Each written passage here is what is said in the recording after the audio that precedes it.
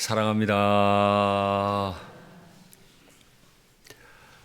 죽어 상여 속에 있더라도 12해 동안 내 몸에서 피가 흘러내리더라도 강도를 만나서 거의 다 죽게 되었고 내게 있는 모든 걸 빼앗겼다 하더라도 늦은 밤에 떡 3덩이가 없어서 사랑하는 친구에게 민폐를 끼치는 인생이 되었더라도 괜찮습니다.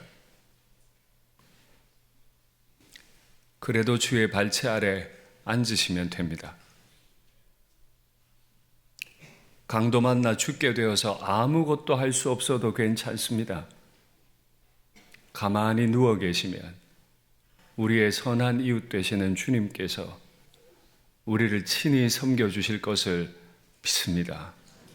이 성탄의 계절에 우리 주님의 은혜를, 섬겨주시는 주님의 은혜를 많이 누리시면 좋겠습니다. 오늘 우리가 읽은 이사야 성경은 별명이 있는데 구약 안에 있는 신약이라는 별명입니다. 성경은 총 66권이고 이사야서는 총 66장입니다. 구약은 인류가 어떤 죄를 지었고 하나님이 어떻게 심판하시고 구원하실 계획을 가지고 계심을 설명하고 있고, 신약은 그 예언된 예수님이 오셔서 어떻게 이 땅을 회복해 가시는가를 설명합니다. 구약 39장, 구약 39권, 신약 27권, 이사야서도 마찬가지입니다. 유다 백성이 어떤 죄를 지었고 하나님이 어떻게 심판하실까를 39장 동안 기록하고 그 이후에 27장을 통해서 어떻게 구원하시는가를 설명하십니다. 오늘 그 구약 속의 신약 이사야서 안에 27장이 시작되는 40장, 바로 그 첫 장을 우리가 만납니다. 그 첫 장에서 하나님 아버지께서 얼마나 확신 있게 그 백성들에게 말하시는지, 무엇을 그렇게 확신 있게 말하시는지 한번 확인하시죠. 너희의 하나님이 이르시되 너희는 위로하라. 아마 그 백성들이 위로받을 상황 가운데 있나 봐요. 또 반복하세요. 내 백성을 위로하라. 무슨 일이 있을까요? 너희는 예루살렘의 마음에 닿도록, 예루살렘 내 백성의 마음에 닿도록. 부부가 서로 마음에 닿고 부모와 자녀가 서로 마음에 닿고 우리가 서로 마음에 닿는 것이 좋은 것처럼 너희는 내 백성 예루살렘의 마음에 닿도록 말하며 그것에게 외치라. 내 백성 이스라엘의 마음에 닿도록, 하나님의 위로가 닿도록 외치라는 거예요. 뭘 외칠까요? 그 노역의 대가 끝났고 포로로 끌려가서 고생하는 때가 끝났고 그 죄악이 사함을 받았느니라. 그의 모든 죄로 말미암아 여호와의 손에서 벌을 배나 받았느니라 할지니라. 예루살렘이 남유다가 하나님 앞에 큰 죄를 지었어요. 자기 잘 살자고 자신을 위해서 자식을 우상 앞에 불로 태워 바치는 일까지 했습니다. 얼마나 악하고 음란했는지 욕심을 따라 짐승처럼 살고 있었다고 성경은 고발해요. 이 백성을 두고 볼 수가 없어서 출애굽기 22장 9절 말씀하신 대로 갑절로 벌을 베푸셨어요. 그 갑절로 벌을 베푸신 결과 많은 이방 나라들이 일어나서 예루살렘을 괴롭혔고 결국에는 예루살렘 성이 다 불타고 무너지고 하나님의 영광을 두었던, 하나님의 이름을 두었던 그 성전마저도 다 무너져 내렸죠. 그리고 포로로 끌려갔습니다. 얼마나 힘들고 무서웠을까요? 그 노역의 때가 끝났다는 거예요. 그 고통의 때가 이제 끝났으니 내 백성의 마음에 닿도록, 그 절망과 고통 가운데 있는 내 백성의 마음에 닿도록 너희는 위로하면 좋겠다. 어떻게 해요? 너희는 광야에서 여호와의 길을 예비함으로 사막에서 우리 하나님의 대로를 평탄하게 함으로 이 광야와 사막은 바벨론의 포로로 끌려갔던 내 백성들이 돌아오는 길에 있는 겁니다. 돌아오는 길 내내 광야고 사막이거든요. 그런데 내 백성들, 포로된 백성들이 돌아올 때 그냥 돌아오는 게 아니고 길을 내요. 옛날에 왕이 그 백성들과 함께 하기 위해 백성들에게로 갈 때 왕이 먼저 가질 않습니다. 신하들을 먼저 보내요. 그래서 왕이 가시기 좋도록, 그 백성과 함께 하기 좋도록 길을 만듭니다. 왕이 행차하시는 길을 만들어요. 강물이 있으면 다리를 놓아버립니다. 바로 그 이야기입니다. 내가 내 백성들 데리고, 벌 많이 받은 내 백성들 데리고 이제 예루살렘으로 돌아올 텐데 왕이 지나갈 거니까 대로를 만들라고, 강물이 있으면 다리라도 놓으라고, 내 백성들 혼자 돌아오는 게 아니고 왕이신 여호와 하나님이 함께 돌아올 거니까 도로를 활짝 열어놓으라고. 우리 하나님 아버지의 마음이 이해가 되세요? 못나도 어찌 그리 못났어. 못난 행동에서 매 많이 맞아서 끌려간 백성들인데 하나님의 본심은 다시 예루살렘으로 데려오시는 거예요. 근데 그냥 오는 게 아니고 왕이 함께 오세요. 왕의 깃발을 세우고 왕이 영광 가운데 데리고 오시기 위해 대로를 열래요. 저는 이사야 이 본문을 읽을 때마다 생각나는 그림이 있습니다. 어릴 때 학교 다닐 때 6.25 전쟁을 배경으로 하는 사진을 본 일이 있는데 그 일이 자꾸 생각이 나요. 그림 볼까요? 저게 무슨 사진일까요? 북한군이 서울에 진입하는 사진입니다. 내가 만일 그때 서울시에 있었더라면 저 북한군의 행진을 보고 어떤 마음이 들었을까요? 더 이상 믿음 지킬 수가 없어서 나무로 고향과 땅을 다 버리고 도망갔겠죠? 다음 사진이요. 극적으로 하나님 은혜 베푸셔서 북한군을 이기고 서울을 수복하는 군인의 모습입니다. 맨 앞에 태극기가 들려있죠. 이 태극기가 어디에 걸릴까요? 중앙청에 높이 세워집니다. 만일 내가 저 당시에 저 서울에 살고 있었더라면 중앙청에 서울 태극기가 내려지고 인공기가 세워지는 걸 봤더라면, 또다시 인공기가 내려지고 태극기가 높이 세워지는 걸 내가 보았더라면 내 마음 어떨까요? 저는 그걸 경험 안 해서 몰라요. 그러나 한번 가만히 상상해 보면 많이 울지 않았을까 싶어요. 내 집으로 다시 돌아올 수 있어서 좋지 않았을까 싶어요. 하나님 아버지께서 이 일을 행하시겠답니다. 원래 예루살렘이 범죄했을 때 하나님이 심판하시느라고 예루살렘 거리에는 아시리아의 장군들, 왕들이 계속 행진했어요. 바벨론의 장군, 바벨론의 왕이 예루살렘 거리를 행진하면서 모든 걸 불태웠어요. 바벨론의 깃발을 높이 세웠어요. 다 끝난 줄 알았어요. 그런데 하나님이 은혜 베푸셔서 하나님의 깃발을 높이 세우시고 바벨론에서부터 예루살렘으로 행진해서 들어오시겠답니다. 저 사진을 배경으로 하나님을 한번 상상해 보세요. 우리는 성탄목을 높이 세웠습니다. 단지 장식이 아니죠. 노역을 살아가고 있는, 죄로 마음이 다 상해버린 우리를 구원하시기 위해서 당신의 아들을 갈보리 언덕 그 높이 솟은 십자가에 매다신 하나님을 기억하기 위해서 우리는 성탄목을 세웠어요. 나 대신 죽으시기 위해 이 땅에 오신 그 예수님을 기억하기 위해서 십자가 세웠어요. 그 예수님이 부활하시면 그의 부활이 나의 부활이 됨을 믿기에 우리는 성탄목을 높이 세웠습니다. 이 성탄의 계절에 높이 선 저 성탄목을 보면서 하나님 아버지의 사랑도 많이 기억할 수 있으면 좋겠습니다. 주님이 얼마나 좋으셨는지 이렇게 초청하세요. 여호와의 영광이 나타날 거다. 바벨론 왕과 장군들이 깃발 함부로 높이고 돌아다니던 그 거리에 여호와의 영광이 나타날 거다. 모든 육체가 그걸 함께 볼 거다. 노역을 살고 있던 그 육체들이 다 보게 될 거다.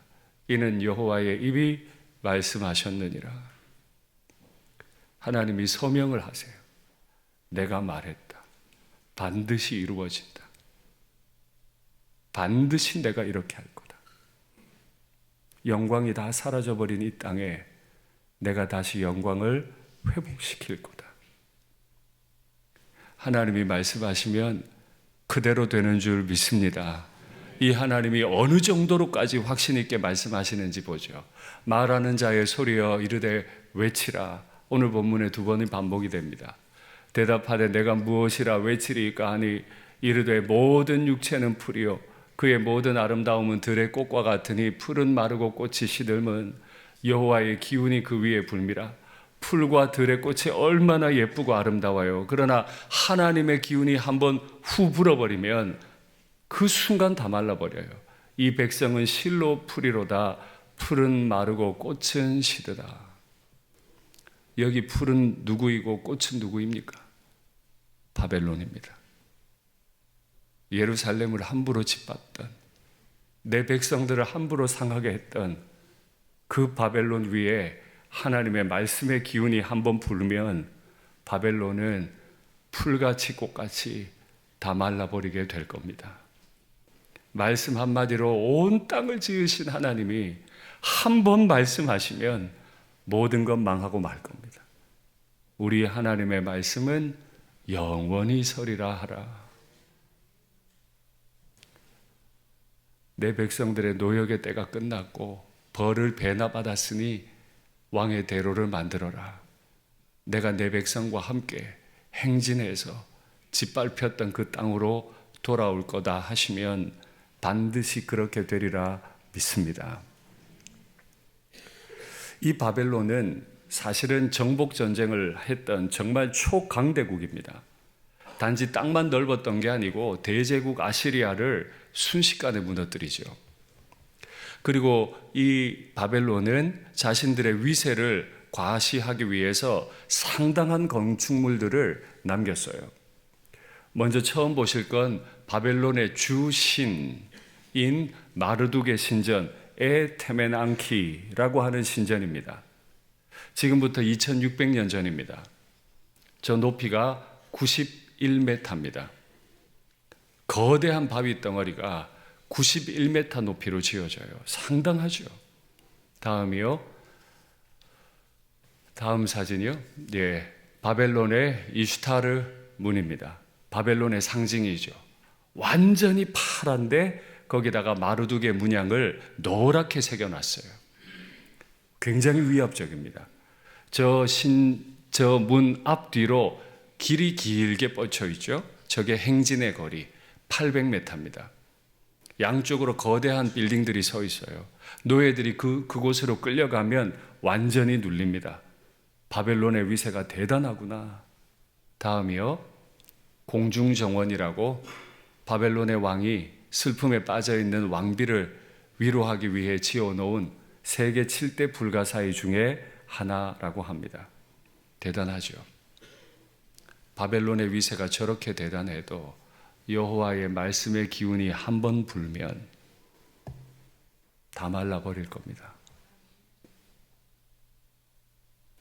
이 말씀의 능력을, 이 말씀의 견고함을 이 성탄의 계절에 많이 누리시면 좋겠습니다.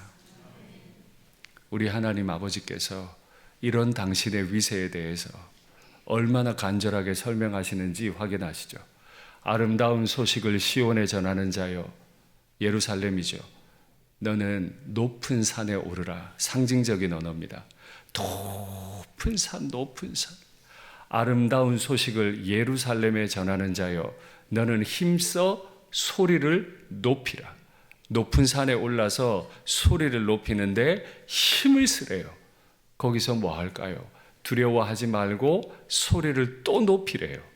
유다의 성읍들에게 이르기를, 예루살렘에 이르기를, 너희의 하나님을 보라 하라. 우리가 할 일은 높이 솟은 갈보리 언덕 십자가 바라보는 겁니다.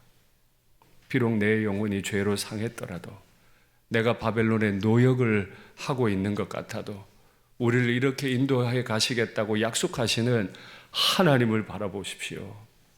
강도 만나 길거리에 누워 있어도 괜찮습니다. 발치에만 앉으실 수밖에 없다 하더라도 괜찮습니다. 떡 세 덩이가 없어서 민폐 끼치는 인생이어도 괜찮습니다. 우리의 영광의 깃발이 되시는 우리 하나님 아버지, 그의 십자가를 바라보십시오. 그의 앞에는 모든 열방이 아무것도 아니라 그는 그들을 없는 것 같이, 빈 것 같이 여기시느니라.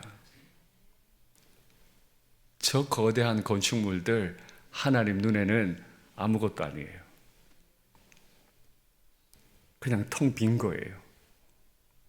이런 대단한 분께서 나 좀 봐라, 나 좀 봐. 말 너무 안 듣고 이 인생이 어떻게 될까 싶어서 아빠가 아이를 초달을 합니다. 종아리를 치고 눈물을 삼킵니다. 아이는 아이대로 매를 맞아 마음이 상했습니다. 아빠가 갑니다.